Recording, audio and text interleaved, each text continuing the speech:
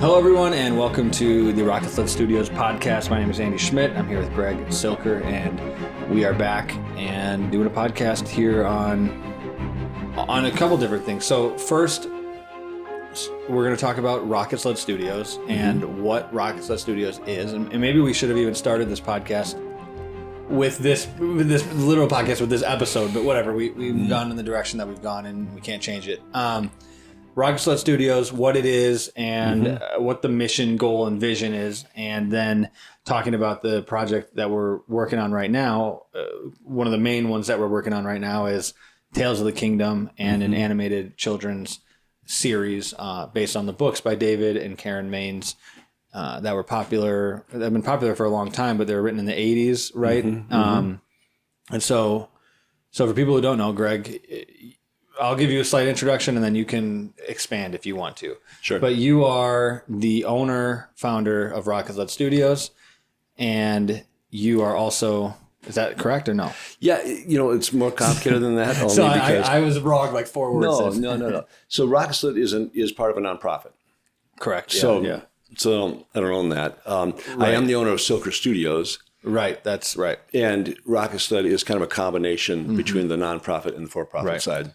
And you started the nonprofit. Yes. Yep. My wife and I did. Started that, and you guys have done a bunch of different ministries. Do you want to talk a little bit about the college ministry, the coffee shop, and some of the other things that you've done through the years, just so people can know about that? Yeah, absolutely. And we did. I'm thinking back. We did talk about that in that first podcast. Some of the background. Okay. But I'll do the snapshot version. Yes. Snapshot. Is that my wife and I both grew up in the media business, in the advertising side, and so in our 20s, we felt called out of that to do ministry. Yeah. And we've spent the last 30 years or so planting ministries. So we we're kind of like entrepreneurs in kingdom space. So we've started a bunch of kingdom-focused businesses, like Bordertown Coffee, which we're above right now, and a number of things like that. Always supported ourselves with this media business, where we did photo and video for the outdoors industry, media, like marine stuff. So we've done that. That's been our income for the last. That company has done real well and supported us for the last 25 years. So. And you guys have shot commercials for pretty well-known brands in the boating and fishing world. Yeah. We really, because we wanted to do this kind of hybrid life, we really focused on outdoors. Very seasonal work, and in the marine industry, we love our clients. We've got the best clients, and we love them. So, sweet. Yeah. So, okay, so that's a little bit of a background. I kind of want the format of this.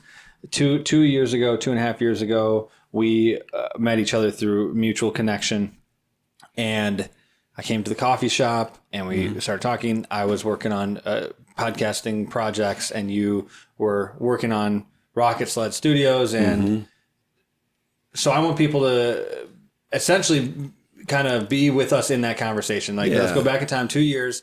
I'm coming to you and you're explaining to me what is Rocketsled Studio. What are you trying to build here? Right. And what's the vision and goal of this? So start wherever you want to start and go forward. Should I skip over trying to get you out of the destructive lifestyle?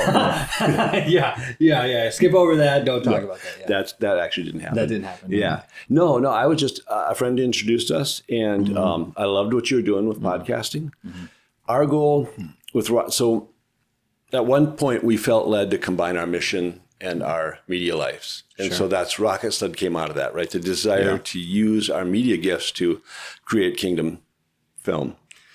And I loved what you're doing with podcasting because, people we're so immersed in media nowadays. Yeah. But not just movies and not just TV, right? There's long form podcasting. There's, just Instagram, there's whatever, TikTok, people are just immersed in media. So, and I love the depth you were able to go to in that. And so I was just really excited about the possibility of combining long form content with, we had just finished our first feature film, and you spend 3 years in development, right? Planning, trying to raise money, all this and that's, you always hear that. If you listen to every behind the scenes, it's always like, yeah, this is 10 years or 5 years or whatever. You do that. And then the whole crew works for,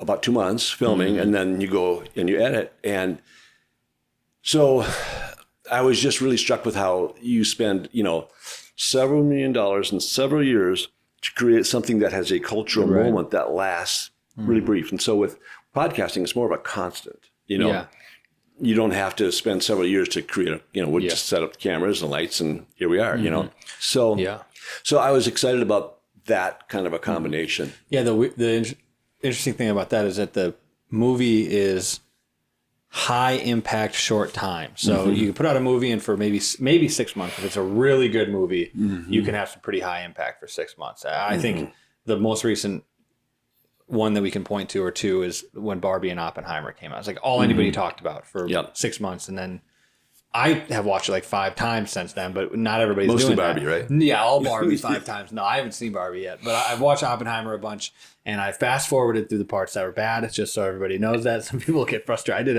I wrote a little review of it. Somebody was like, "Well, there was nudity," and I was like, "All right, I know that, so you shouldn't watch that." But the high impact, short amount of time, whereas the podcast maybe has less impact, but you can do way more of them and have a longer span Absolutely. of time. So Go way more in depth. Yeah, right. Absolutely.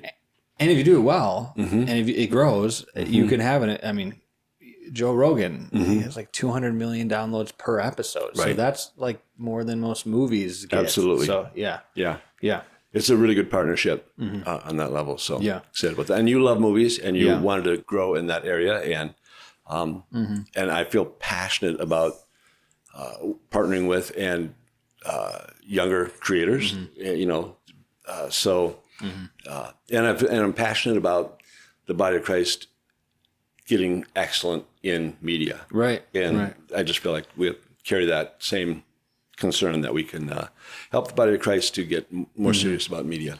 So what were some of those voids that you're seeing in the Christian media world that you were hoping and are hoping to with Rocketsled Studios to fill and maybe even enhance what's already decent or good? Absolutely. Yeah. And you never want to rip anybody who like you want to rip on somebody else's movie, then try and make one. Right. Yeah. They're like so hard that you're like, oh wow, okay, sorry. Like you got a movie out there. Yeah, that was amazing. Yeah, right? And so but yeah, media is just this huge cultural force. And one of the things you talked about in your podcast with Chris was just that oftentimes though we're not getting outside of our own world, right? And that's natural, right? All of us, that's a life thing. Yeah. But a lot of Christian content is really focused on marketed to, supported by the Christian market. And we want to get outside that, as a lot of people do, right? We're not the only ones, but we're passionate about that. Yeah. And it can seem a little bit circular, right? In the sense that, okay, you're going to make a movie for Christians, funded by Christians. So it's just that circular thing. And it's like, okay, that maybe can be good in certain scenarios. But if it seems like you have a more evangelistic view, or not view, but mission, and some of these other people have a more edification of the body goal. And so the stories that you're pursuing for Rocketsled, what types of stories are those? Are those specifically the life of Jesus, or is it other things that are connected to Christian themes? It's an interesting dynamic, right? Because one way that you get in front of secular audiences, well, one way would be to just dumb down your content, right? Yeah. Just don't offend anybody. Don't talk too directly about Jesus stuff. And there's a place. There's kind of a place for all of the above, right? Because people watch an incredible amount of media, and so I think we need to have content out there at all levels, right? So very straightforward gospel film, all the way to content that really gets at core elements, and I'm sure we'll talk more about this, the whole mythological structure of our society and our own thinking, and how do you address some of those things. we need content at all those levels. And so part of our mission, and I'm probably jumping ahead here, is to equip and partner and support creators at all levels, right? We can't do every kind of movie that needs to be done, but God is calling people to do every kind of movie that needs to be done. And so we want to help that process. Right. So there's all the different types of people, but then I know that there's another level to it. There's all the different types of places that we haven't talked about yet. So some of the projects, your first movie was, an American-made film. It was here in the cities, right? You shot a lot of that in the cities. Yeah, some in Mexico, some in northern Minnesota. Okay. Yeah. And so you have another more missions-focused goal for Rocketsled that is international, not in America. So explain that. Yeah. So we're working on 3 projects right now. Tales of the Kingdom, another one that just happens to be called Kingdom Nation, and then a project in South Sudan. Gotcha. And they are all at 3 different levels of production. South Sudanese project is more of a public television, low-tech, kind of almost a Mr. Rogers approach, children's programming for a region that has been in war for a long, long time. And is it civil war or is it tribal? Just tribal? Between different groups, And we're working with a filmmaker in South Sudan who we've done some training with, who was actually abducted as a child soldier, and now is using film and sports to help rebuild the fabric of South Sudan through a church and through media, and so we want to partner creators here in Minnesota from South Sudan. We have a South Sudanese actor here, and we'll film some segments here, some segments there, and edit it together.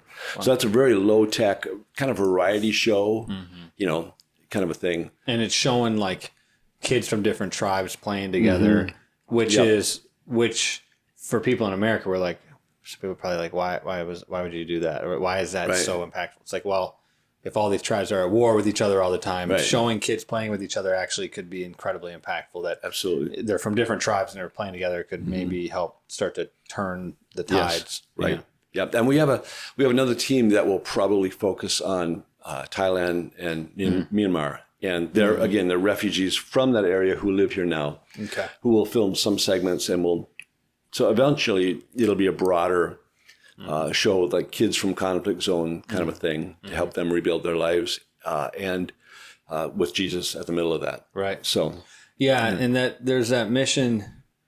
The part of the mission, if I'm right, you can maybe correct me, but that you have these places that are low, that are less developed than America, that they don't have the economic power that the United States has, the financial power that the United States has to fund things. And, in America, you can Americans can fund thousands of movies every year that nobody will ever see, and for millions of dollars that never make any impact. And it's like, no problem, but in a developing country with less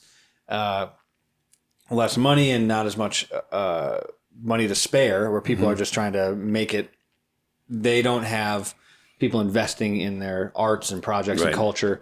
And so, Rocketsled is going to go to those types of places and start to develop their film industry really in some capacity, and disciple people so that in 25 years, 30 years, 40 years, when they've risen economically, the people at the forefront of the industries will be the Christians who are connected to what we were doing, right? Well, and a project that's kind of more, South Sudan would be on the very early, right? Like infrastructure is very, basic. So everything that happens culturally happens on a local, personal level, right? Not through the media like in the U.S. In Kenya, we're working on a project called Kingdom Nation. It's with a group that goes out and works with high school students, and so it'll be a drama, a series drama where we'll follow an African man who is wooing a gal. So there'll be a love story in the middle of it. But as they go out, they already go out and they minister to these kids. They come across these crazy, tragic stories, beautiful stories, really inspiring stories. And so we'll kind of have a new story each week. Yeah. Not as a documentary, but as a drama. It'll be a drama. It'd be like a a hospital drama, right? Where the doctors and the nurses, and they're all developing relationships. At the same time, there's a new patient that comes in every week. Right. So that kind of a serial drama. And we're getting close to shooting some of those, right? Yeah, we hope to be shooting yet this year on that project. We're doing scripts right now, and there is a ton of talent already in the Kenyan film scene, as there is in South Sudan. So we're not. Our goal is not to like, hey, let's do media for them. It's more like the American film market has had a long time to develop and mature. Yeah. So we want to take some of the experience that's been gained from that and bring it to markets where they haven't had as much funding, or as and so come alongside, build partnerships between experienced filmmakers and new filmmakers to kind of give access to that talent. And so, your goal is to kind of hand it over to them at some point to be like, hey, we'll get you started, or and then you go and you. Well, yeah. What is the goal there? I guess I don't know the full. Yeah, story. I think all the above, right? Okay. So on one level, we want to continue to partner together and do fun projects together. On the other hand, we want them to be able to create their own media. Yeah. And they already do, right? So it's not like we're, they already do. We're just like, we think they have assets that we lack in America, and we have assets that they lack, and we can do better together. Right. Ultimately, my goal, like with Kenya, this organization we're working with, they're called Heroes of the Nation. They've started an orphanage and several schools. They do rescue of ladies that are getting caught up in like really, really early childhood marriage, kind of things. Yeah. Every culture deals with stuff. That's one thing that they deal with. Right. And so, so we would love to see a filmmaking base there in Kenya. So just what we're seeking to do, they would then use the talent and the resources that they build there to reach into other areas that likewise. Yeah. And one of the things you mentioned, we do see this opportunity, right? Like if you look at the American film market really blossomed in the early 1900s, and it didn't take very long, and it really became a cultural force. Yeah. Right. And people complain about like the nepotism, but that is life, right? Like if your dad's a carpenter, you have an in to get a job in construction, right? And so those families and those networks become major influences in their culture. And we see that in Bollywood. 30 years ago, they were putting out some pretty campy movies, fun. Not like whatever. They were a little cheesy sometimes. Yeah. They do amazing movies. Bollywood's worldwide appeal. It's just crazy, the productions they do. They're amazing. They're the same families and the same friendship networks, right? You can so those people who started off that industry and grew it, they influence well over 1 billion people now, plus outside of India. Yeah. And so we would love to see the same thing happen in smaller emerging markets where they can be a cultural influence over time. Right. Okay, so that was all the international, the vision for international, what you want to do overseas and building up different economies and spreading the gospel overseas. There's another lane that you're going down that we're working on now. And the first project really is Tales of the Kingdom, but it's the American market, because the American market and the international market are different. And, the international market can be broken down into 5,000 different markets, really. But the American market is established and it's a different beast. And so what's your vision and mission for Rocketsled Studios and the American film market? Yeah, and with Tales of the Kingdom specifically, we have several projects that we... I would do the general and then we'll move into Tales specifically. Okay, if that's okay. Yeah, in general, with the American market, clearly we want to have an impact in our own backyard as well, right? We are, as a culture, we have been just massively shaped by media, right? The things we believe now that our grandparents would have a hard time imagining we would be believing, were all taught to us over several decades through media, right? Things were normalized and made to appear differently than they might otherwise have been made to be seen. So we clearly want to create content for our own backyard. To the you obviously have bigger budgets, so you have to raise more money. But maybe this would be a time to mention when it comes to the money, a lot of times people think that you are, okay, do I give my money to film or to feeding children or to, evangelism? And all the above, absolutely. The reason we think you cannot avoid media is because media affects all of those, right? If you want to talk structure and stability of the family, what we watch will either inspire a father to say, I'm going to fight for my marriage, or I'm going to give in to temptation and do, whatever. So the fallout from media is enormous, right? Yeah. And so if we are not addressing it, we're not addressing kind of the fountainhead of where a lot of the problems are coming from. Yeah. Right? We're dealing with symptoms. Right. And same thing with even like poverty and starvation, right?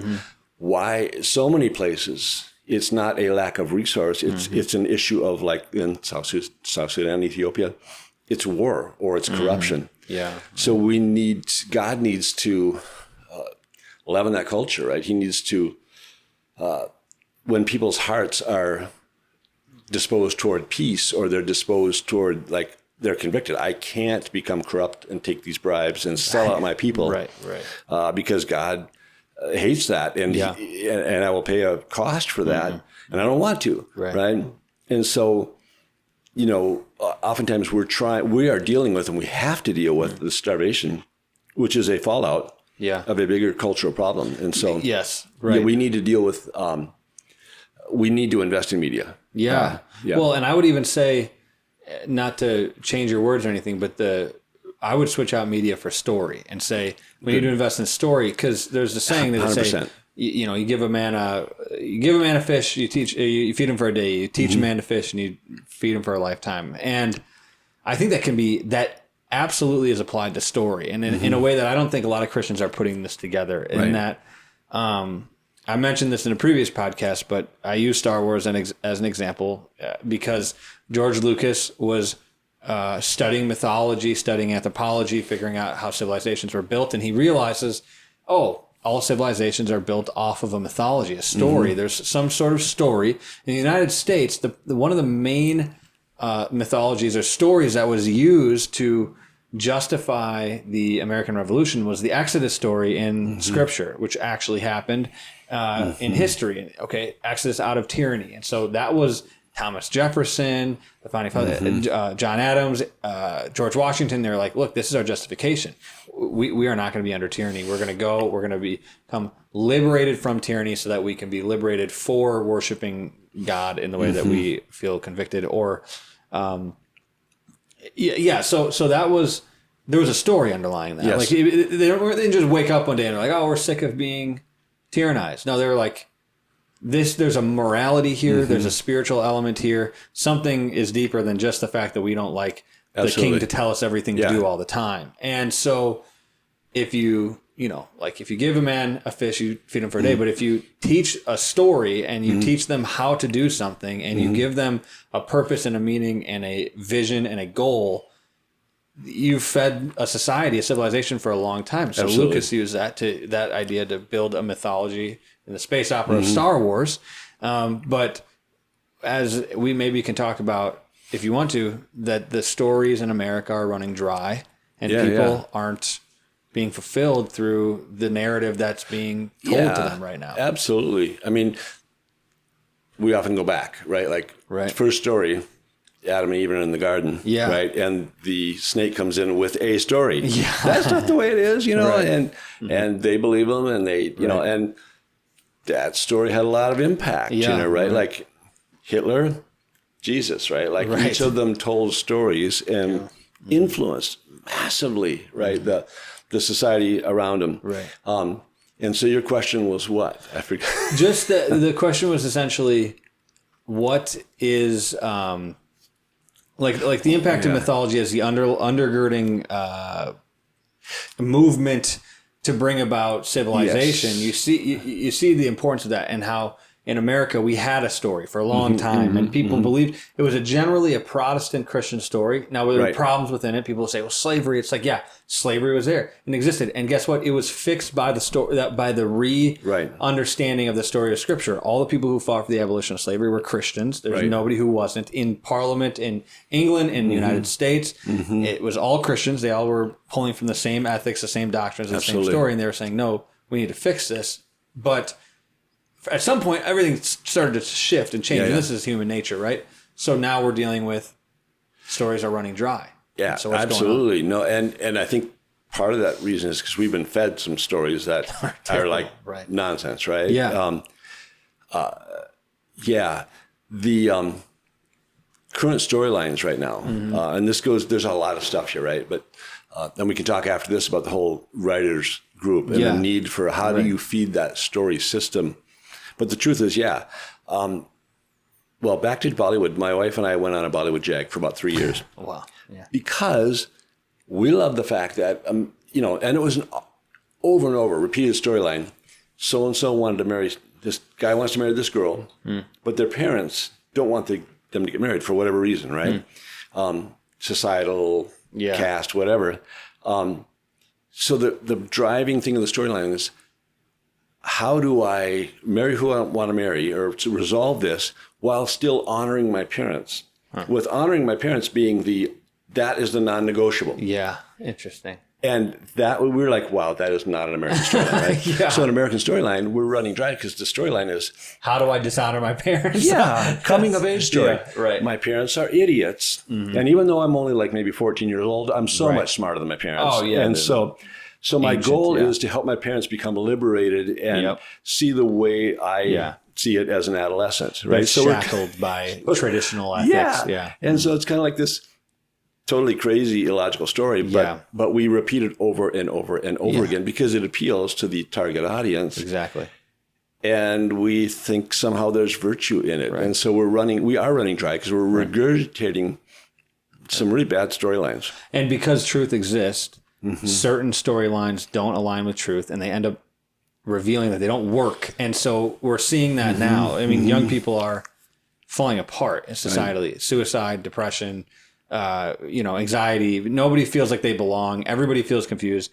Everybody kind of is. A lot of young people feel like they're just a proponent of a political party, or they're kind of just being used and tossed left and right to figure out, to get somebody else power or get to somebody else to where they want to get to. And they're kind of like, I think a lot of young people are just losing hope in the entire thing, life. Right, absolutely. And that's because and you'll mention this probably at some point, but for 7.5 hours a day, young people are on their phones being fed garbage by people who don't actually care about their well-being, or not even their well-being. They don't care about their souls. They don't care about their eternity and anything like that. So whatever licentious, sinful desire, will just feed that to you 7.5 hours a day until you kill yourself. And that's what's happening. Yeah, 100%. Yeah. And there are people in the system who do care. Absolutely. Yeah. But they feel like they don't have the freedom to They're trapped. Pursue stories that would say something else. Yeah. No one will listen to that or buy that or pay for that or whatever.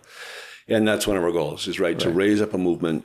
One of the things we say is that we want to see the body of Christ. Like we're good at taking the truth and sharing it on Sunday morning through 3-point sermons. We're like, we need to learn how to tell 3-act stories and take that story out of the walls of the church and share it. So the question that somebody would have next is, well, how are you going to do that? Because there's validity to the fact that people don't want to hear the truth a lot of times. They don't want to hear it. And there's validity. There's validity to the fact they don't want to hear the truth. There's also validity to the fact that they want to be fed things that feel good in the flesh. But there's also the quote by C.S. Lewis, and I think this is the quote that you can that we can build this vision on in some capacity, is as he's talking about the Chronicles of Narnia, which has been one of the most viewed and read stories ever in in the history of story. The idea of he grew up in the church, but he wanted to create the Chronicles of Narnia for children to sneak past those watchful dogs of early childhood associations of the church. So, and that can be said about, I think, anything. I think that can be said about, you can sneak past the watchful dogs of early public school association or early, whatever that is. And so the question, is, and how do you do that? So what's the plan? Well, I mean, I think you and I just had some very tasty but not very healthy chicken right before here. Yeah, I know. Right. But, and that was very appealing to us, now we feel like crap. Now we feel like crap. Yeah. But at the same time, really good, healthy food also can taste delicious and amazing. And you're like, and you can crave healthy food after a time, right? So I think, Jesus said, if anyone who drinks of this water, like the wells of life will like flow up from the inside, right? So like there's nourishment. We said, the taste and see the Lord is good, right? So there is appeal and desire, like the human person craves for something more. And do we crave junk a lot of the time too? Yeah, we do. But we also we're hungering and thirsting for life, for true life. So the appeal is there, right? And so I think, like you said, stealing past the watchful lions or whatever it is. Dogs, lions. I don't know what it is. Yeah. Well, whatever. Is it lions? I think so, but I could be wrong. That up. I guess dogs are less intimidating. It's like I think so, but whatever. I don't mean to correct you. Yeah, that's fine. Yeah. How dare you? Yeah. No, that's fine. No, but there are prejudices that we have, right? We assume that Lewis talks about at one point the appeal of pantheism to people who've been raised on a shallow version of Christianity in Sunday school, and but the reality is that we all have prejudices, right? And that those things have to be overcome to grow, right? I have a prejudice away from strenuous exercise that my wife, she, if she can get me to get in the door, I'll realize this is good. But so I think that through story we can tell things that people understand. I mean, oftentimes the story of David and Nathan, is told, right? Where David had, slept with Bathsheba, he had killed her husband. He wasn't in the mood probably to hear, "Hey, David, what were you doing?" Right? Yeah. Nathan comes in and tells him the story about this man who stole the rich man who stole the poor man's lamb and fed it to his guest. David's like, "That man deserves to die." Having heard that story, Nathan said, "Well, you're the man," and so story can just sneak past those things. Right. And before we know it, we realize, I actually do agree with that truth. Right. I wouldn't have, if you tried to hit me over the head with it right out of the gate, it would have been way more resistance. But I believe that. And that is one of the reasons why we think film and stories are so critical, because didactic truth appeals to the mind. But if the mind is prejudiced against that truth because it's got these imaginations that are predisposed to not believe that, if every time you hear certain things you think, well, that must be bigoted because it's confronting a lifestyle that, it's like that imagination needs to be changed, and so you need to tell a story to get at the imaginative roots so people desire the truth. Some people talk about how narrative story metaphor conveys reality. And then once we have a hunger for reality, rational thought gives us the ability to discern truth. What's true about this reality? So like mythology brings this sense of something real here. There's something about this Star Wars story that like appeals to like good and evil and redemption. It's like, I feel that. I know it's true. And so you appeal to the imagination. And then with didactic discussion, and that's, again, I think why podcasting and film make a great combination, because you can tell a story and then you can go back and talk about it. And study it and do study it and go in depth and wrestle with it, decide whether it was dogs or lions. Or it probably was lions. I don't know who's sneaking past dogs unless it's like a Rottweiler. But the scripture that I think of, and I don't know exactly where it is, but it might be a prophecy or something like that, maybe in Isaiah or maybe not. But I think somebody's talking about Israel and how they had built their own wells and they were empty and they're just they're not they're trying to get water out of wells that are empty. And it's like inviting them back to the well that God provides that is always full. And in America, people are just digging wells everywhere else. And I think that, you have to be strategic though in how you get people back to the well, because they're so thirsty for the I guess for the manufactured thing that they're making, and they don't want the thing. And that's the dynamic in Christianity, the battle between indwelling sin and sin nature in the flesh, and the distortion of the image of God, but also the fact that the image of God is still there. And so, and people who haven't completely seared their conscience, which some people have, they, a lot of people are going to be attracted to the themes and stories that are telling them something that is, you could directly draw a line to the gospel, to the Bible, and they don't even know that. And so there's a strategic way in which this can be done, and it works. And anybody who argues against it works needs to go read Narnia and Lord of the Rings, because those are the most recent, widespread examples of this working on a massive scale. And then come talk to us, because it works. There's empirical evidence that it works. And so the question then is, who's going to continue that? And then how are they going to do it in this new age of,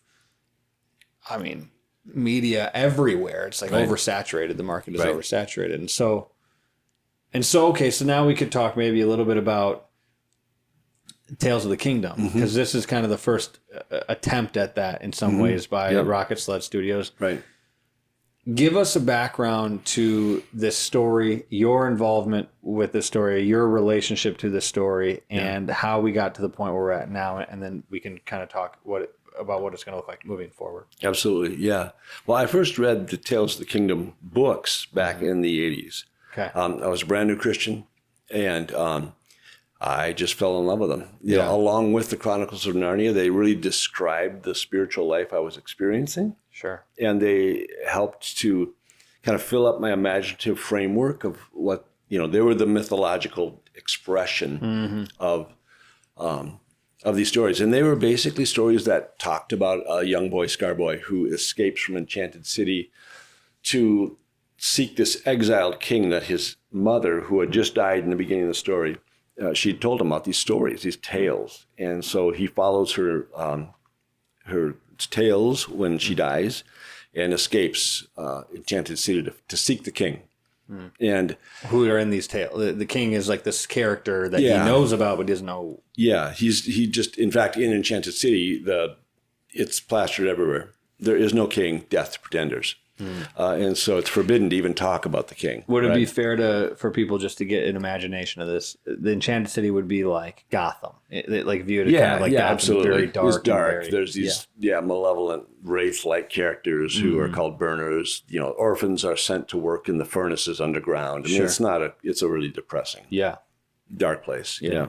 Okay. Yeah. Okay. So he goes on this journey. So and you read these and had some sort of relationship with these stories. They helped you formulate what you thought about Christianity in some capacity.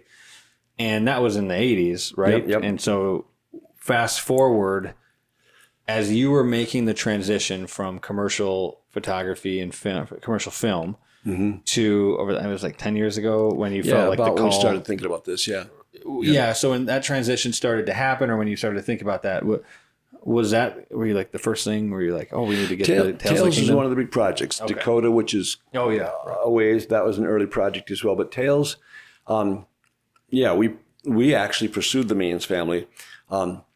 Karen has had many different emails, and so I kept on finding a new email, and I sent it and never got through. Wrote a letter, came back. But eventually we were able to contact the Maines family. It's David and Karen Maines who wrote the books. Yeah. And we connected with them several years ago. I'd have to remember the exact timeline. They came up here to the coffee shop. We met. We connected.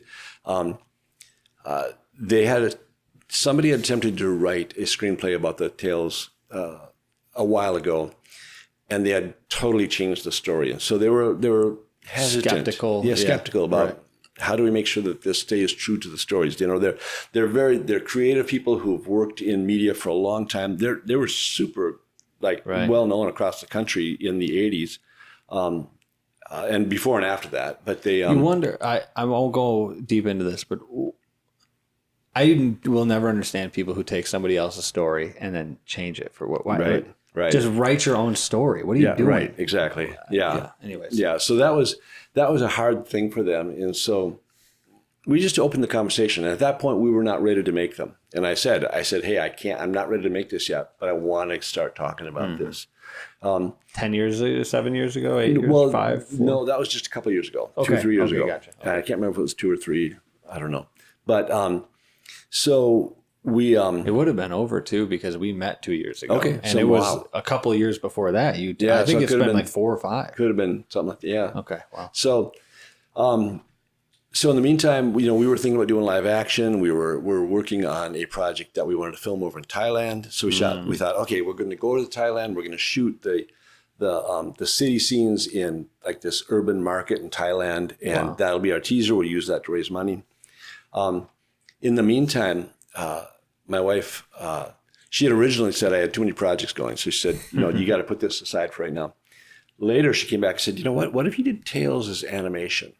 And I was like, oh, that's really interesting. So I reached out to the Mainses, and they were like, this is the perfect timing. We'd love to talk about this. So we went at that point in earnest. We started working toward an option agreement and what would be involved in that, and how do we assure them that we're going to be true to the content of the stories. And again, they're creative people, so they know that we'll have to go through a process of adaptation. A movie is not a book, and so they're very open to that as long as we're true to the stories, which is totally what we want to do. We chose this story because we love them. Like the story. I told them I'm going to be one of the hardest ones to convince in terms of the adaptation. When we got to change something, I'll be like, I don't want to change it. I love these stories. So, but we'll have a whole team that will help us do the process. So so animation, which is like a totally different game from film. So like you kind of like went from, okay, you grew up, I think you didn't mention this, you grew up in commercial photography, then you went to commercial film, then you went to movies, now to animation. So it's like, and now you're not going to stay in animation, but what's that even look like? I mean, animation is a whole different world. It is. And that's why we have a team and we're continuing to build that team. One of the reasons we felt I felt the freedom to explore animation was that we have a good friend who has managed an animation studio. And so he was like, here's the process. I can lead you through this process. I can, and so we're building a team of people who have experience in animation and we're doing our part. You know how many names are at the end of a movie, right? Yeah, so everybody's got a role. And we'll have a big team that will make sure that we, people who are experienced in the discipline of animation, because it's its own animal. And so I was with you 6-7 months ago. We went to Chicago. We did a couple podcasts, but then we went to the Mains's house and officially signed, because it took a long time to get those documents right. It did. And that's fine. That's like, you got to have all of that legal stuff needs to be all good and perfect so that nothing bad happens. But it took a long time. So it was like a long time. And then finally, you go to Chicago, you sign these documents. Now you have, what do those documents say? Not all of it, but is there a time period? Is there how do you, we have a time period. It's I don't get into all the details, but basically, we have a minute between 18 months and 3 years to basically get to a certain point that shows we're moving toward this far enough. Because as authors, they don't want to see this going to mothballs. Right. And so we have permission to, and when we get to a certain point, then we would officially license things and move ahead. So in the mean, option agreement, right? And exactly. Then right when that was signed, it was like, okay, now it's go time in some capacity. We've got to develop artwork for this, a logo. We have to now we're developing, marketing now, fundraising, and then hopefully going into production, right? On some stuff. So what's so where are we at now? So we're 6 months. Has it been 6 months since the sign? Getting close. Signing? Yeah, not quite, but close. So where we tell everybody about where we're at now and what we want to do maybe in the next 6 months to a year. Yeah. And we started off with story. Yeah. We hammered out the first 5 episodes, 4.5 episodes, where you actually, our beat board is, I think, behind you. Right. You basically take every beat in the book and you work out the flow of the story for animation. Yeah. So you beat it out. And then you turn that into a rough script, and that's the story side. On the art side, we have developed just our first half a dozen pieces of concept art to start to say, here's what the world could look like. And we'll maybe put those on the screen. Yeah, we can put those on the screen. Yeah. And so it's not the final word. It's just the first iteration. Mm-hmm. You'll go through a lot of changes. That beat board and that story will go through a lot of changes. But you got to get it far enough along to develop a script to show to funders, those who will donate toward and invest in the project. This is a really good story. Yeah. And it's gonna be super interesting and fun and engaging, impactful. Mm-hmm. Same thing with the art. We're gonna do this excellently. It's going to be gorgeous when it's done. It's not going to be a schlocky, No. And so these first few efforts are to show those potential stakeholders we're serious and this is going to be awesome. Yeah. So become part of this. And then we move forward from there. And then you go through these not endless, but seemingly endless series of iterations where you improve, you improve the story, and you identify your characters. Our concept art right now, you'll notice the characters are either with their back to you or pretty small because we have not made declarations. Yeah, we don't know what the characters look like exactly. We know they're not going to be bobbleheads. Yeah. So they're generally, because that's the thing in cartoons, right? Sometimes the heads are really big, whatever, which is great for a certain kind. Sometimes they look like vegetables, whatever, Right. Our character is going to look pretty much like humans, and so you start to declare your style. And so that's the process we're at right now. Yeah. We're about, as of this recording, we're about a month away from releasing our initial real serious fundraising materials where we get the word out in public. And and go after funds. And so as it relates to funds, you're thinking 3 seasons. Now this is long. I'm talking just so people can have a large bird's eye view of what we're looking at here. 3 seasons based off the 3 books. Correct. And then each season would have 12 episodes or 13? Yeah, between 9 and 12. And that depends on runtime. Do you do 22-minute episodes, 30-minute episodes? Yeah. And we have the rights, we have the option on the first book. So upon successful completion of the first season, based on the first book, we get access to the second and third and so forth. Nice. Okay. So we're on that track, but obviously we've got to continue. We can't say, we have rights to all 3 books. You earn that as you move forward. Right. So, and it's animation, so it's expensive, and that's going to be how much per episode, how much per season? That's a really good question. We initially looked at this with a budget of around $5 million per season. Right now, we're actually looking more like 10, maybe 12, because we felt like it would be to do justice to it. Yeah, we want to do it right, and that's just the baseline of what it costs to do it well. Right. Almost $1 million per episode, right? Yeah, and we felt like, frankly, it will probably be easier. I would rather give to or invest in a project that's going to be like just top, right? And so, we felt like it would be easier to raise money. I would rather raise more money for a high quality project than to try and lowball it and raise less for a less quality project. And that's the thing. You have to do justice to the story, but you also have to do justice to the art and the animation. And that's one thing. If I was going to critique Christians media, I would say they don't do that. Right. They just throw something together and put it out to the public. Yep. And sometimes they don't. And so there's been some really good stuff that's come out. But I would say the majority of Christian media has been, we're going to throw this together and try to get it out there so we can see who takes to it. And that is not what you're trying to do. Right. No, for sure. Right.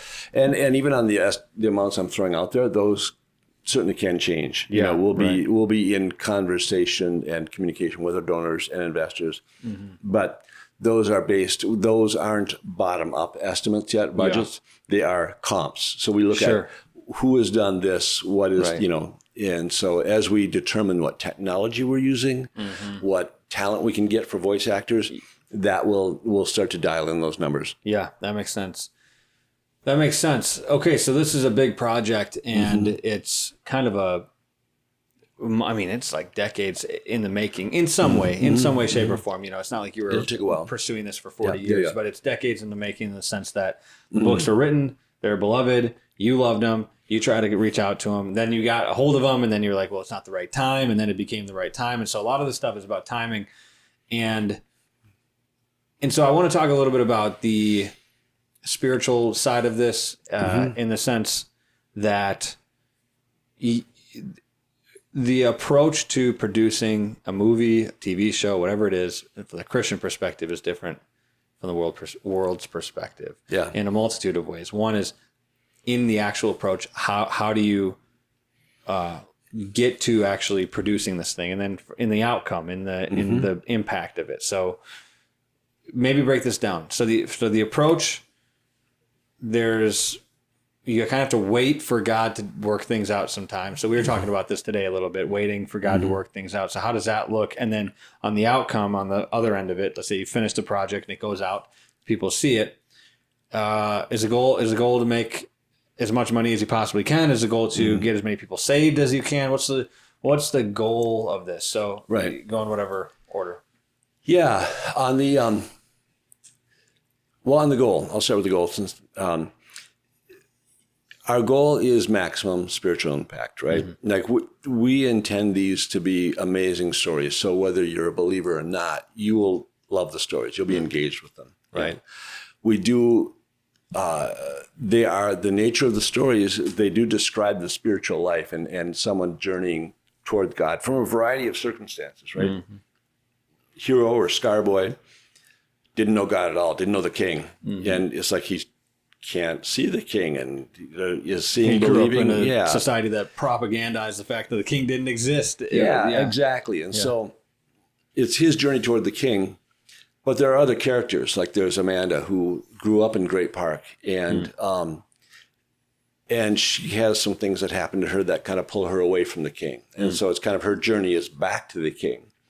You know, and then there's other characters like the apprentice juggler, who it's more about the apprentice juggler's gift, and does his unique gift have a role in the service of the king or not? You know, so impact-wise, we want these to open the door to people who maybe wouldn't. I love.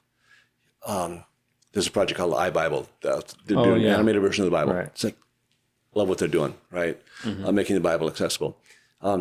This would be for somebody who maybe is in a country, in the U.S., or for whatever reason, because their country would restrict it, or because those watchful lions are saying, no, don't go there. That's Christian, that's religious, you know.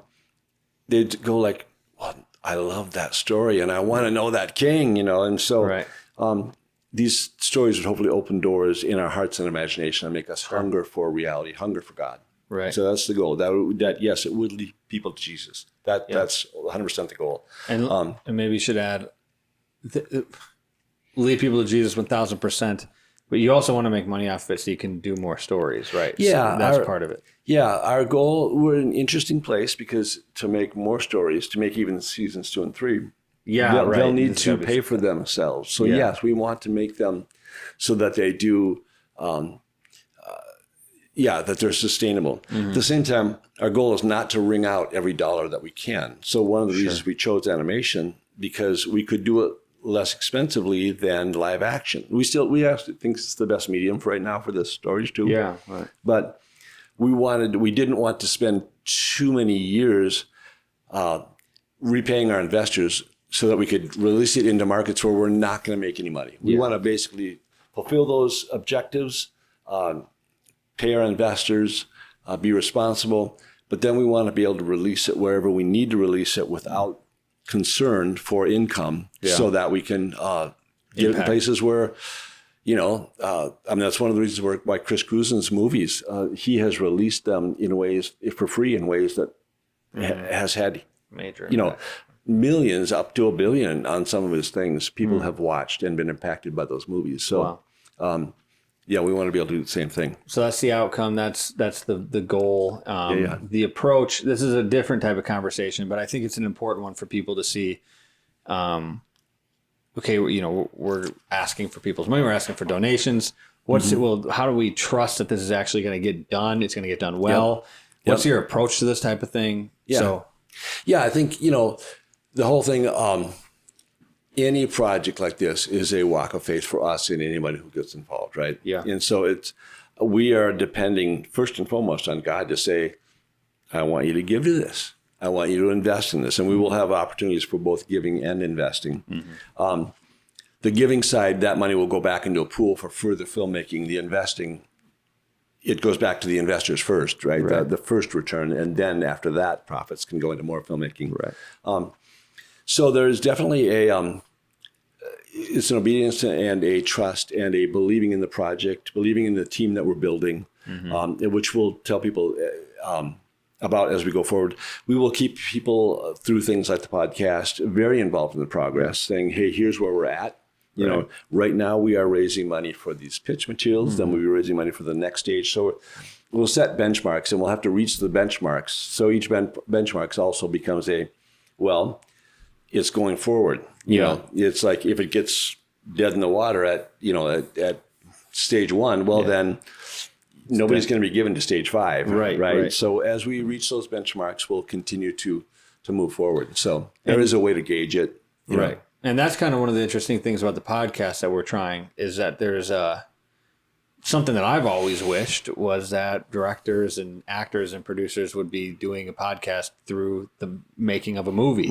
It's like, I want to hear what an actor is thinking about his character or what an actor is thinking about his research for that character. How did the director come to this conclusion? Or I want to hear that. Or what's that like? And what's it like to be almost like you're on set, you're talking with these actors and producers and directors and cinematographers. And so we're going to do that with all the projects. Really, we're going to try our best to do that to bring people, whether it's investors or just people who are interested, to say this is like the conversation that we're having right now is not much different than a lot of the conversations we have on the phone or, okay, so what are we doing next? So what, what's the next step? How do we grow this? And what do we do over here?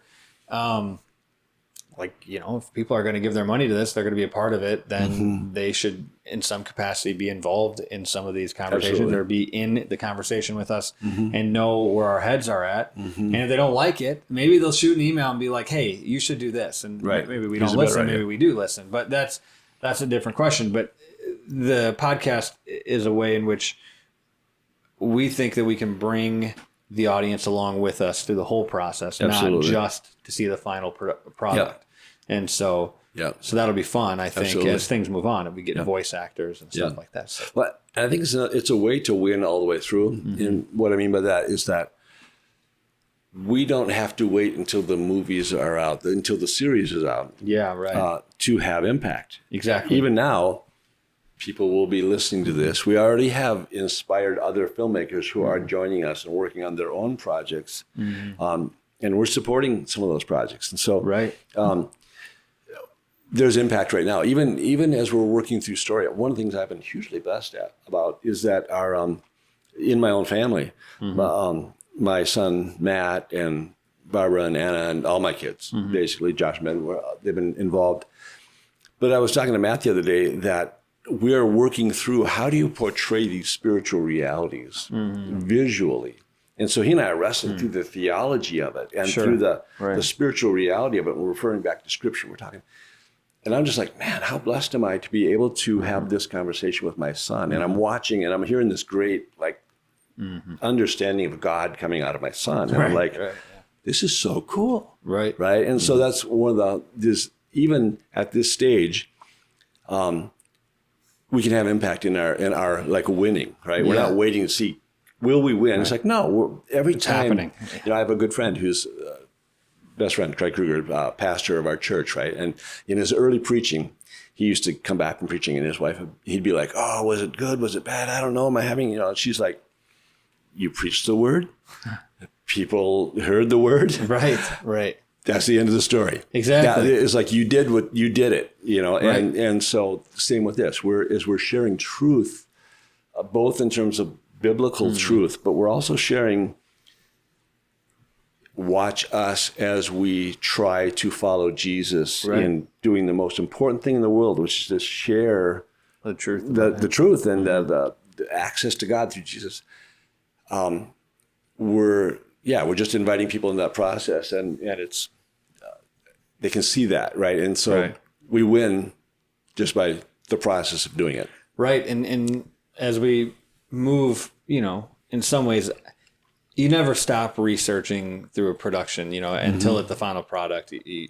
But people have gotten to see in this podcast some of the research that we've done, interviewing people like Michael Ward and Austin Freeman and Christopher Cruson and Catherine Butler. And I'm trying to think of what other ones. Hal Poe, David Downing. Right. Yeah. These guys are all expert in story, expert in Lewis, expert in Tolkien, and that was part of so for people who don't know, that's like part of the research. That's like part of our research, so we're putting it out there for people to listen to and to grow from because they all have great things to say for our individual faith. But that's also, it's like killing two birds with one stone. Here's for the person listening, like, this is just good for you to grow in your faith. And also here's for this story that we're writing on Tales of the Kingdom.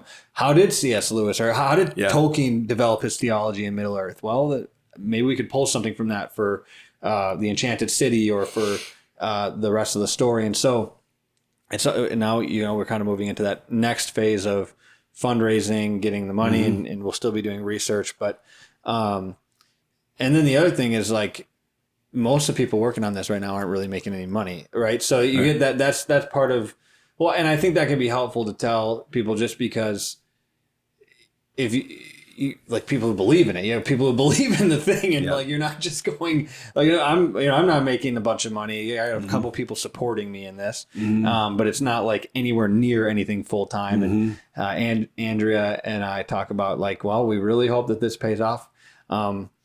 Not pays off like financially, but we hope that this works, because we're driving all the time and we're doing all this stuff, and we love doing it. We love helping with it, but there's a lot of people involved in it that aren't making any money. They're not doing this as a job, but they believe in the wider vision of telling stories that are going to change people's lives. Absolutely. And I'm like, Walt Disney and his brother pulled out loans on their homes, and if you really believe in something, you got to go all out for it. And so I think there is a team behind this. Absolutely. People who are like all in on this. Yeah, 100%. Yeah. And we've seen over the decades, Barbara and I, just of like, that is the nature. Like, you can do almost anything if you're willing just to do it. Yeah, right. And trust God to provide as you go. And he does, and if he's not leading in that direction, you got it wrong, then he redirects. He's very gracious. I don't think he lets us go. He doesn't let us stumble down the wrong paths very long, unless we're being a total, knothead, in which case then he shows us that too. Yeah. But so no, it is a passion project that a lot of people are committed to, and we're excited to expand that, there's one of the things I think, you haven't asked the question, but like the Storage Society stuff. Yeah, I was just going to say, let's end on that. Yeah, and the other thing we want to talk about is this whole 7.5 hours thing. 7.5 hours. I didn't plug that. Well, maybe, really, and I think those two things kind of go hand in hand in some capacity. So we're working on a couple things. One of the things that we're working on is this thing called the Story Society, and that's the name for it right now. We may switch it if we can find a domain name that's better for that. But the Story Society essentially is a project that Greg and I have really worked on for the past, has it been a year? I don't even know how long it's been, like probably a year.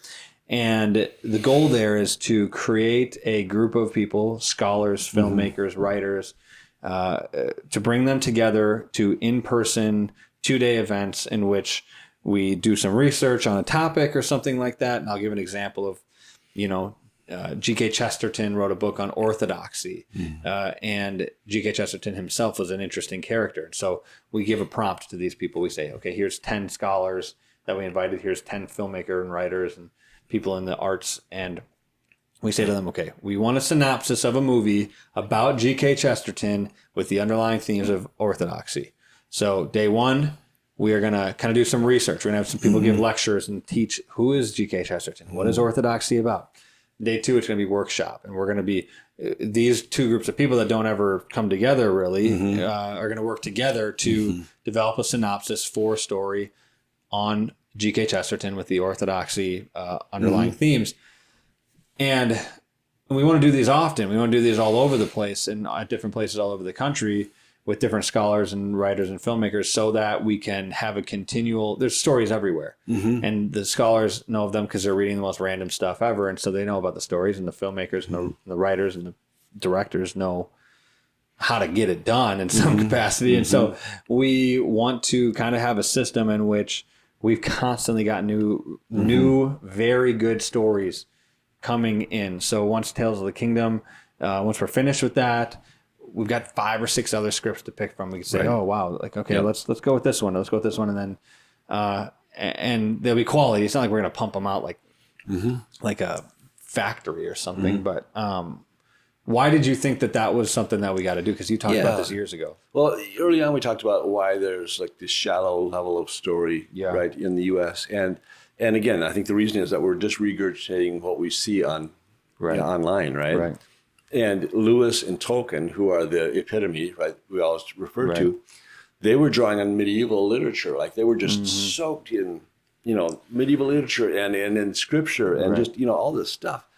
And that created these amazing stories. And so we think that writers need access to deeper content. And they need content that's outside of their century, outside of their culture, And we think there's a lot of scholars who the world would benefit if they had greater access to the public. I want to hear what Austin Freeman thinks about G.K. Chesterton or Tolkien. You know what I mean?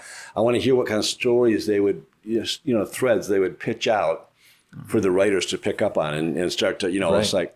And we want to make sure that they're holding everybody accountable, because what we've seen in film lately is that you can just change history whenever you want to. Right. And like the scholars are like, you can't do that. Like, no, it's not real. Yeah. So we want, I think as a result of this, I'd love to invite people to engage us. If you're a writer or a scholar, engage us, because we want to build a large community of people who are writing more and telling more stories and filling the online world with just amazing content. It's out there. Yeah. But we need a community to develop that. So we'd love people to connect with us about that. Connect with us about that. We're building the website for the Story Society. It should be done sometime soon. And we want to have the first event in person here in the summer at some point, towards the end of the summer. We'll end with talking about I don't know if it's the golden ticket or anything like that, but kind of a fairly obvious reason why this should be happening. Why we should be building this stuff. Why we should be making stories. Why we should be making movies and TV shows. Is because there's the deadly statistic that people are spending, on average, 7.5 hours on their phones per day. Worldwide. Yeah. Which is, and I'm sure that if you get into the Western countries, Europe and the United States, that number goes up, not down. So why? So that's obvious. There's obvious. They don't even need to ask why. It's like, just talk about that. Well, it's just like sometimes when Barb and I talk about this, my wife and I talk about this, we're like, man, this is the hugest vision ever. And we're like, yes, but it's the craziest, biggest challenge ever, right? Yeah, right. I don't think, we're like those proverbial fish who swim in the water and we don't realize the water is around us, right? 2007, first iPhone, right? Yeah. Is that right, I think? And now, again, 7.5 hours per day on average worldwide, whether you're in an urban city in Thailand or whether you're literally in a village in Africa. In fact, I heard 10 hours for some African youth on their mobile devices. Holy cow. And what do? If I could paint a picture, there are kids getting up today. There's moms, there's dads, there's even grandparents, right? They get up and they pick up their phone constantly throughout the day. They're looking for something. You know, I heard somebody recently call it like the modern day smoke break, right? You're looking just for either a little rest or a little whatever, but they're looking for something. 7.5 hours a day, that is almost, if you think like waking hours, that's more than a third, but that's at least a third of your life. Right. So if the body of Christ is not there speaking the story, God's story, we don't exist in that world. If we don't exist in that world, we're not there. And so something else is there. Something else is good. there. Yeah, it's not good. And so, yes, this is a heavy lift. Yeah. But how can we not be there? Right. How can we let the whole world keep picking up those devices and staring at them without God's story being there? We can't do that. Right. And it's a paradoxical vision because there's another statistic that in 2012 was the first year that over 50% of teenagers had smartphones. And you'll see the statistics are insane. Suicide rates go up, depression rates go up, like all of the bad, terrible things those rates skyrocket. But it's because over 50% of teens had phones. Now they're engaging in really wicked things on their phones.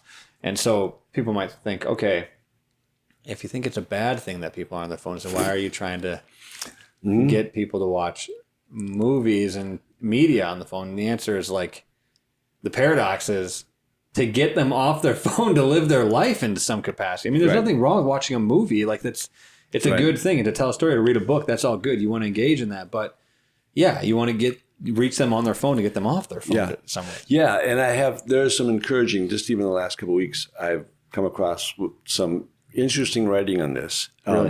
That families that come from a faith background are statistically, and I haven't seen the research, so I can't quote anything yet, but I will get back on this. Yeah. They handle their phone usage better. Not perfect. Sure. These things are still addictive little machines, right? But generally, they see their mobile devices as more of a tool and less of a just simple dopamine hit where they're just like, boom, I'm looking, because they have something else to look for. Yeah. They know how to commune with God in prayer. Right. And so where do I go for something? I'm just desperate. I know I can go to God, right? Yeah, Will I be tempted sometimes to go to my phone when I should be going to God? Yes, I will be tempted. But yes, we believe that people will have healthier relationships with technology as a result of having a story in their heart. And I guess one of the last things, like we've all know that you watch some stories and your first instinct is, oh, that felt good, maybe in a good or a bad way. Give me more. Yeah, right. And there's other stories, like some of the classics, Lord of the Rings or Braveheart. You watch that and you're like, I want to go conquer the world. And I want to go do something worthwhile with my life. And so I'm not going to just get another hit. I'm going to put it down and go do something with my life. So I think, yes. There's a prime example of that in the Lord of the Rings movies. And when we watched them the most recent time, I started crying because Samwise in the beginning really has a crush on this girl and she's dancing and he doesn't have the balls to go ask her out. I don't know if I should say that. He doesn't have the courage to go ask her out. And then he goes on the most insane journey of his entire life where they face death and destruction and they have to go to literally like hell and destroy the ring. And Frodo does not get there without Samwise. And Sam is like the great friend and the companion along the way. And he gets back home afterwards and they're in the Shire and everything. And they're all at the party drinking and she's dancing. And he's got the courage. He has the courage to go ask her out and they get married and they have kids. And that was like the most impactful part of that story for me because it's like, in some ways you look at it in perspective, you're like, oh wait, the whole reason Samwise went to destroy the ring with Frodo so he could build up the courage to ask this woman to get married and go build a family. Like actually, like the ring wasn't important. It was like Sam had to go and learn how to be a man, like in the most biblical way, in the most godly way, to like have the courage, ask the woman out. She says yes, they get married, and then they got kids, and that's how it ends. Yeah. And Frodo goes off into wherever he goes. Right. And that, like, for me, a couple of years ago, as I was reading, as I decided at one point, I was like, look, I am wasting my nights. I'm wasting my time. What am I doing? I'm on my phone all the time. So I started to just read every single night till I went to bed. It's like, I'm going to sit there and read until I fall asleep. And it'd be like 4 hours sometimes. Started reading guys like Ben Shapiro's book on, people can say what they want about him, but he wrote a book on Western philosophy and how it built West. And there was all these like ideas that I started to read about in all these different books by different authors that were in kind of the Christian or more conservative area, that were related, that there was some relation to, like, one of the main purposes in life for you is to go and take on the adventure of marriage and building a family. Like, that's what you're supposed to be doing, and you will never regret it. You will regret not doing that. And there's studies and statistics that show that for people. Some people aren't called to that, but the majority of people. And so I like started reading these, and there's something inside of me like, dude, you got to go. Like, you haven't even gone after the real adventure. You've been in the Shire, and you have to go. You have to go bring that ring. You have to destroy the ring. You have to come back, and you have to ask the girl, and you have to get married, and you have to actually, because the real adventure starts when the Lord of the Rings is over for Samwise. He's now got to be a father and a husband, and that's a whole different adventure. And I think there's something so powerful, I think, for young people. I think that's why so many young men are like watching Jordan Peterson and some of these guys who are kind of saying that sort of thing. And they're saying like, yeah, I don't want to just live a meaningless life that is just sensual and doing whatever I want to do and having sex with as many people as I can have sex with and drinking and doing drugs. Like, I want to go and do something meaningful. And you're going to find that actually it's the adventure of a lifetime is what they say. And so I went and got married, and now I have 2 kids, and it has been an adventure in a lot of ways, but I wouldn't change it for anything. And those stories, as somebody who's 24 years old and who has who grew up in this generation that screwed up, I don't think there's anything as impactful as when I read Narnia or Narnia or Lord of the Rings, or like, I read these things. I'm reading Narnia right now, and every book, I just finished The Silver Chair and started The Last Battle, and I'm like crying half the time, and then the other half of the time I'm like, oh, I didn't see that. I should have seen that. Like, that makes so much sense. And they're making real life impact on my life. And I can't see why somebody wouldn't want to invest into that. I mean, I don't see why somebody wouldn't. So 100%.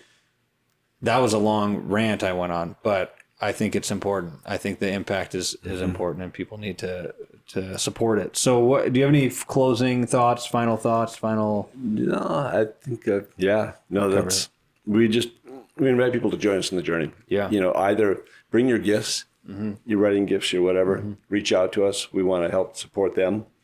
And those people who want to get behind any of these projects, particularly right now, Tales of the Kingdom, we would love to hear from them, because, this is a team sport, right? There's no way. It's impossible, right? Yeah. Like, between you and I don't think we can pull off the, no. But we can do it as a community. So. Right. And take a risk. Adventures are built on risk. And this is an adventure. Like, you've never made an animated series. I haven't. But I think we're working with people who have. You are, yes. So I'm not saying that's like we're building. Like, making an anti-pitch right now. Right. No, you're working with people who absolutely know what they're doing. But take a risk. That's what adventure is built on. Abraham leaving where he was 100%. Comfortable, and so take a risk and join the adventure. And I don't think people will regret it. Yeah. All right. Amen. Well, we're going to do more of these as the project continues, as all the projects continue. And if you like this podcast, make sure you like it, subscribe to the Spotify or Apple or the YouTube account or whatever you're watching this on. Subscribe, share this with your friends, share with everybody. We want people to know about these projects. We want people to support these projects. And you can go to rocketsledstudios.com to learn more, to donate, to learn more, to reach out to us, to contact us if you think you could be helpful in any way, shape, or form. We want to hear from you. Other than that, we'll see you guys in the next one. Goodbye. See ya.